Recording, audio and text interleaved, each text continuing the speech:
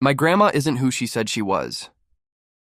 Okay, so this is a really long and complicated story, and I honestly don't know where else to put it because it's been eating me alive. I feel like I accidentally blew up my family, and maybe I'm the asshole here. Reddit loves a messy family drama, so here's mine. My grandma, let's call her Margaret, has always been the matriarch of our family. She's 82 now, and she's one of those women who seems like she could command an entire army just by raising her eyebrows. Growing up, she was the stereotypical tough but loving grandma. Baked cookies, always had some money tucked in her purse for us grandkids, but also expected everyone to fall in line and respect her word like it was law. I grew up hearing stories about her childhood. She told us she was born in a tiny farming town in Iowa, one of 7 kids, and that she worked her way out of poverty. She said her parents died young. She left school after 8th grade to help raise her siblings, and then she moved to Chicago at 18 to work as a seamstress. Eventually, she met my grandpa, a union guy who adored her. It was a classic American dream story, and I loved it. I used to write school papers about her resilience. But here's where things get weird. Last year, for Christmas, I decided to make my grandma a family photo album, like a big genealogy-style project. I thought it would be sweet to trace her ancestry, find pictures, maybe dig into Ellis Island records. I wanted to give her something meaningful before she got too old. So I signed up for one of those ancestry websites. I typed in her name, her birthday, the little town in Iowa she always talked about. Nothing. Like literally nothing matched. I thought I must have spelled something wrong, but no. It was like she just didn't exist before her 20s. I figured maybe records were just lost, so I kept digging. I pulled census records, birth records, obituaries from Iowa newspapers. Still nothing. No Margaret Smith, not real last name, born in 1941 in Iowa. No parents with the names she had told us. No siblings. Just a giant blank.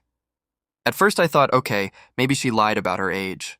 Maybe she fudged a few details. But then I found something. There was a birth certificate for a girl born the same day, but in a completely different state. New York. Different name, different parents, completely different story. And when I saw the name of the parents, my jaw dropped. They weren't poor farmers. They were wealthy. Like really wealthy, old money, big house, prominent in society at the time. I sat there staring at the record like, what the hell? The name on the birth certificate was Eleanor. Same birthday, same year, same middle initial. It was too close to be a coincidence. But Eleanor wasn't a poor farm girl. She was a trust fund baby who, as far as I could tell, vanished from public record around age 20. That was exactly when Margaret supposedly moved to Chicago. At first I thought I was crazy. Maybe it wasn't her. Maybe there were just 2 different people. But I looked at old yearbook photos from Eleanor's private school in New York, and there she was. My grandma, same sharp cheekbones, same smile, same piercing eyes. Just younger. I honestly felt sick. I didn't know what to do. My grandma had built her whole identity around being this scrappy underdog who pulled herself up from nothing.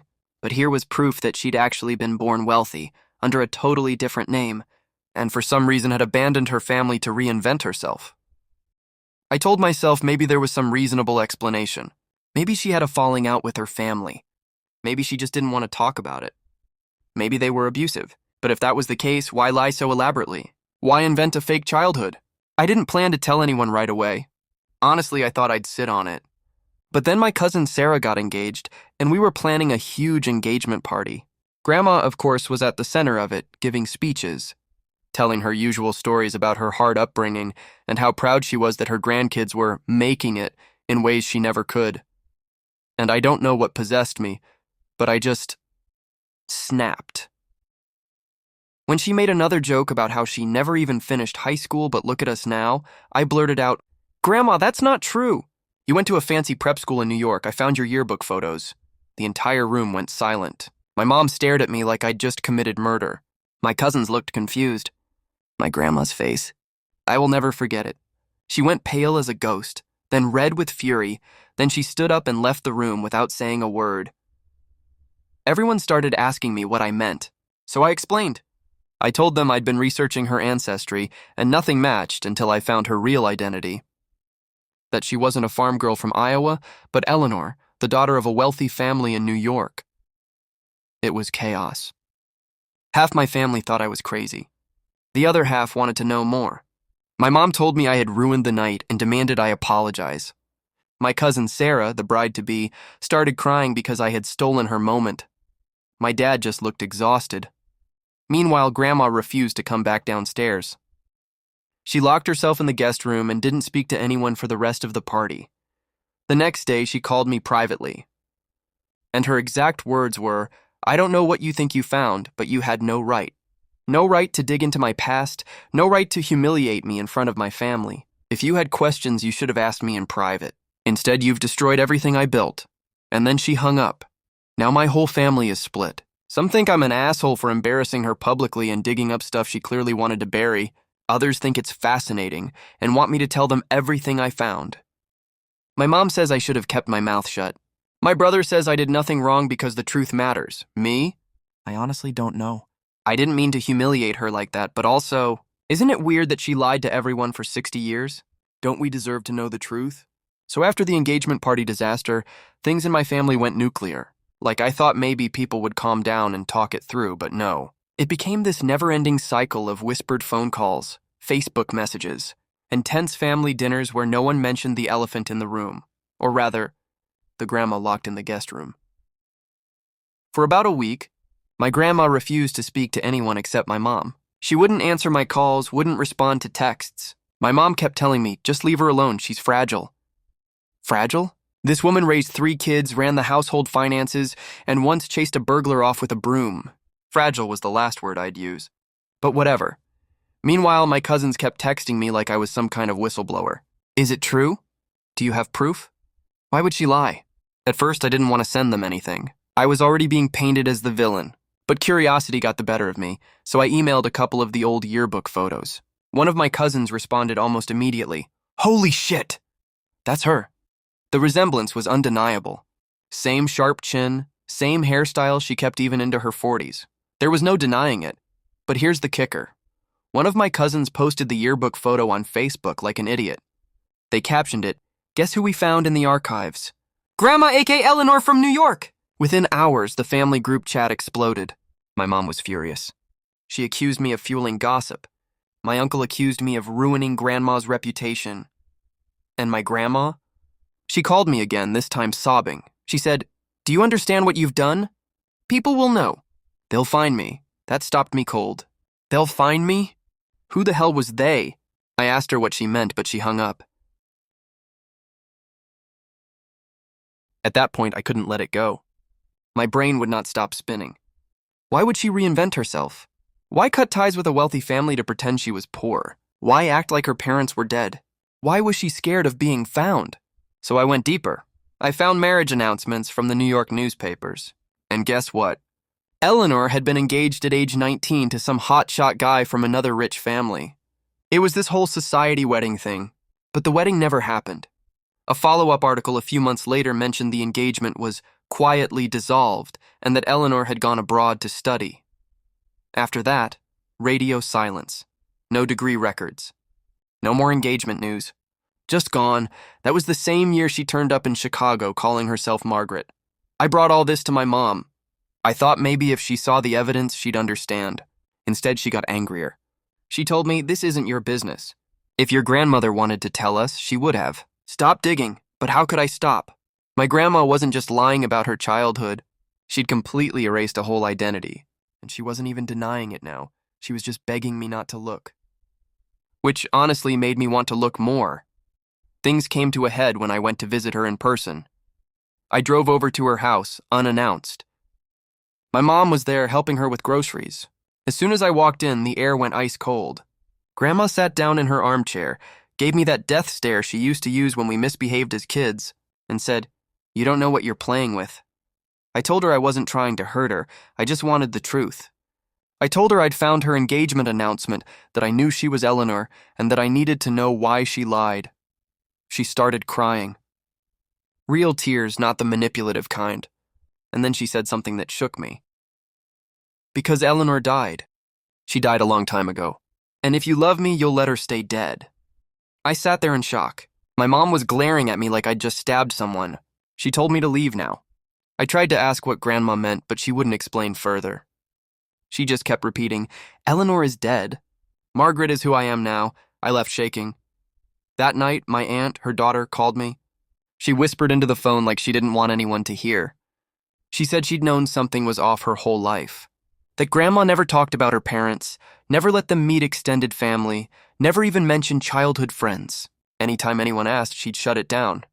Then my aunt said, "I don't think she ran away for no reason. I think she's hiding from something.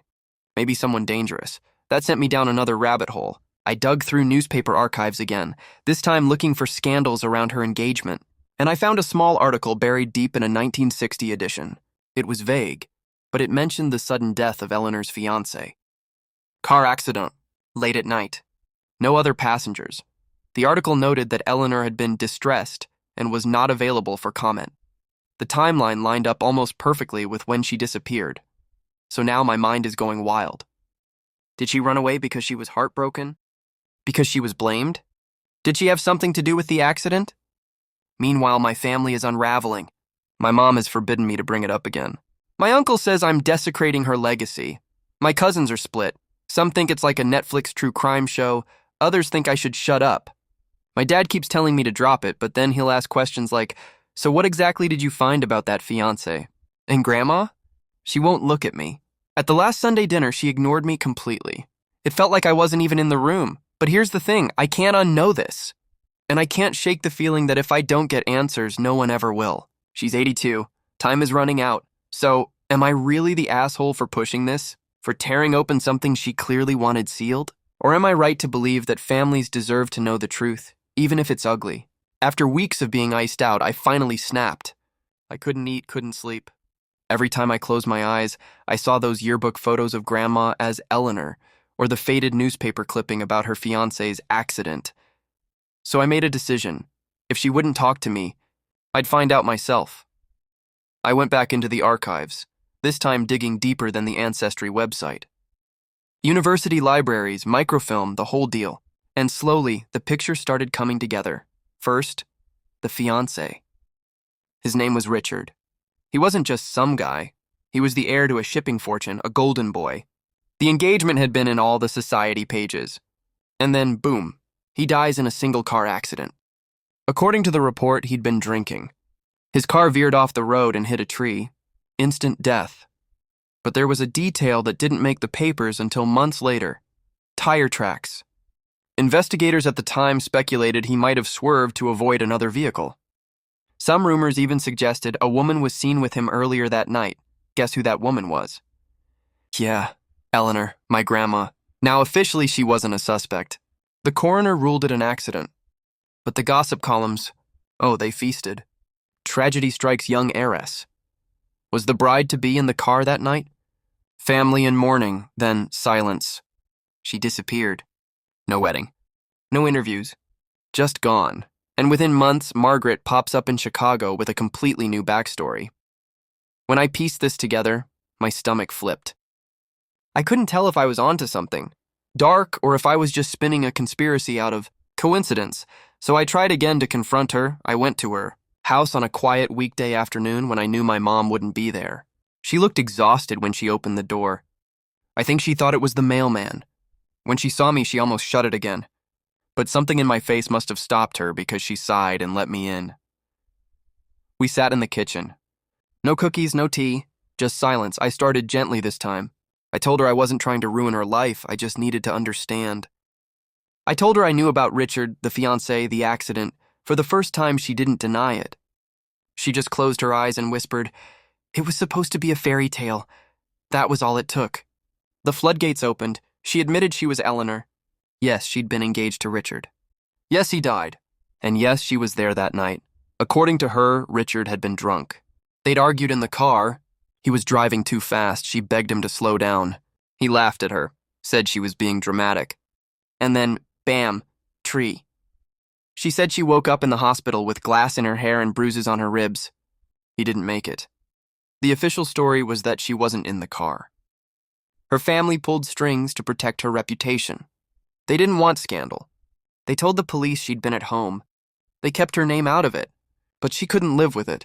She said her parents treated her like damaged goods after that. Her engagement was dissolved. She was supposed to marry someone else, a more suitable man. But she felt like she'd killed Richard. She couldn't breathe in that life anymore. So she left. She changed her name. She made up a past. She said she wanted to become someone new, someone who hadn't destroyed everything. Then she looked me dead in the eye and said, "Eleanor died in that car. Margaret is the one who survived." I sat there shaking. Part of me wanted to hug her. Part of me wanted to scream, because here's the thing, she wasn't some monster. She wasn't a murderer. It was an accident. But instead of telling us the truth, she'd built this massive lie for 60 years. She let us believe in this fantasy of a plucky farm girl, when in reality she was a runaway heiress carrying survivor's guilt. I asked her why she never told us. She said, "Because the truth is heavy. And I wanted you all to see me as strong, not broken.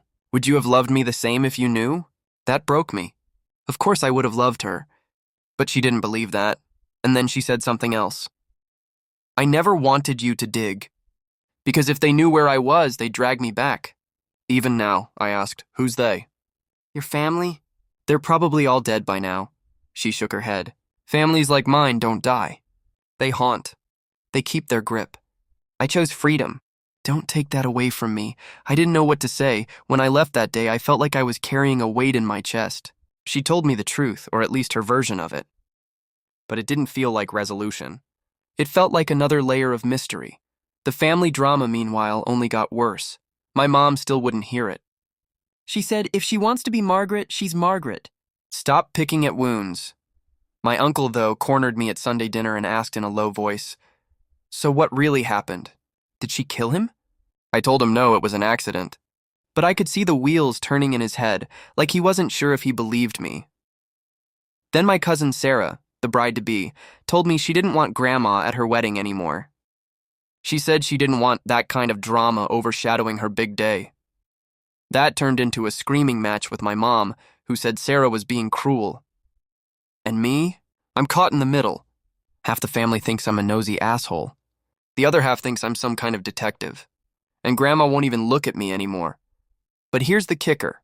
A week later, I got a letter in the mail. Handwritten, no return address. Inside was just a single line. "If you keep digging, you won't like what you find." No signature. I don't know if it was a prank. I don't know if someone in my family sent it. But my gut tells me it wasn't random. And now I can't stop wondering. What if Grandma left not just because of guilt, but because someone wanted her gone? What if there's more to Richard's death than an accident? Because the way she said, "they'll find me," still echoes in my head. And I'm starting to think maybe the past isn't as dead as she wants me to believe. After the letter showed up in my mailbox, I couldn't focus on anything else. I'd stare at the paper, at the uneven handwriting, and wonder, was it a warning? A threat? A family prank? My brain kept cycling through possibilities, but my gut told me this wasn't a joke. I didn't show it to anyone at first. My family already thought I was making drama, and the last thing I needed was more accusations. But I did make a copy and slipped it into a drawer just in case. Meanwhile, Grandma started acting different, quieter, more watchful. At family dinners, she barely spoke. She'd sit at the end of the table, hands folded, eyes darting around like she was listening for something the rest of us couldn't hear. It freaked me out. Then one afternoon, I got a call from her. Her voice was soft, almost trembling. She said, "Come over, alone." When I got there, she already had a photo album on the table. Not the fake one full of Iowa childhood pictures, but a real album, black leather cover, gold-trimmed pages. Inside were yellowed photographs of mansions, garden parties, smiling couples in pearls and tuxedos. And there, over and over again, was her face. Eleanor. She pushed the book toward me. "I can't keep running," she said. "If you've come this far, you deserve the rest." So she told me. Richard hadn't just been drunk that night. He'd been furious. He found out Eleanor planned to break off the engagement. She hadn't loved him. Their parents had arranged the match, and she'd gone along because that's what good daughters did. But she met someone else. Someone she actually loved, a man named Daniel. Not rich, not famous, just a teacher she'd met at a charity event. Her family would have disowned her if they knew. Richard found out and confronted her. He dragged her into his car, shouting that she'd humiliated him. She swore he meant to crash on purpose, to teach her a lesson. When the car hit the tree, she blacked out. When she woke up, her father was at her bedside. He told her Richard was dead and that she would never speak of Daniel again. He told her if she said a word about being in the car, he'd ruin Daniel's life, make sure he never worked again. So she stayed silent. She let the world believe Richard died alone. And when her parents tried to marry her off to another man, she snapped. She took what little money she could hide, bought a train ticket, and vanished. She changed her name. She buried Eleanor. She told herself Margaret was a clean slate. By the time she finished, we were both crying. I asked her why she never told us. She said, "Because secrets rot people." And I was trying to protect you from the rot. I didn't want you to grow up in the shadow of my mistakes, my family's cruelty. I wanted you to believe in something simpler. Hard work, resilience, love. Not the lies money buys, then she added. But I didn't count on you being as stubborn as me. That's when I showed her the letter. She went pale. She read it once, then set it down carefully like it might burn her. "It's starting again," she whispered. "They're still watching." I asked her who. She wouldn't say. Just shook her head and told me to burn the letter. I didn't. Here's where things get complicated. Because now I had a secret. I knew the truth. But the rest of the family? They were still in the dark. They only knew she wasn't who she claimed, but not the whole story. I thought about telling them. About explaining that she wasn't lying to be cruel. She was lying to survive. But every time I opened my mouth, I heard her words. "If you love me, let Eleanor stay dead." Then came Sarah's wedding. Grandma insisted on coming, despite Sarah's earlier protests. She showed up in her best navy blue dress, hair in perfect curls. She looked frail but regal, like the matriarch she always pretended to be. Half the family whispered about her. The other half avoided eye contact with me. During the reception, the DJ played an old jazz song. I don't even know how it got on the playlist. It wasn't one Sarah would have chosen. But when it started, Grandma froze. Her fork clattered to the table. Her eyes filled with tears. I asked her what was wrong. She said, "That was our song. Mine and Daniel's." And then she smiled, the saddest smile I've ever seen. I don't know if Daniel ever knew what happened to her. I don't know if he searched for her. But in that moment I realized she'd been carrying a love story buried under 60 years of silence. That night, after the wedding, she pressed my hand and said, "Promise me you'll let me go as Margaret. Not as Eleanor, please, I promised." A few weeks later, she had a stroke. She survived, but she's weaker now, her memory slipping. Sometimes she calls me by my mom's name, sometimes by my aunt's. She hasn't mentioned Eleanor again. The family never got the full truth. Some still think I was cruel for exposing her. Others quietly admit they're curious but too scared to ask. And me? I'm left holding the pieces. I don't know if I did the right thing. Maybe I was the asshole for blurting it out at the party instead of talking to her in private. Maybe I hurt her more than anyone else ever could. But I also know the truth matters, even when it's ugly.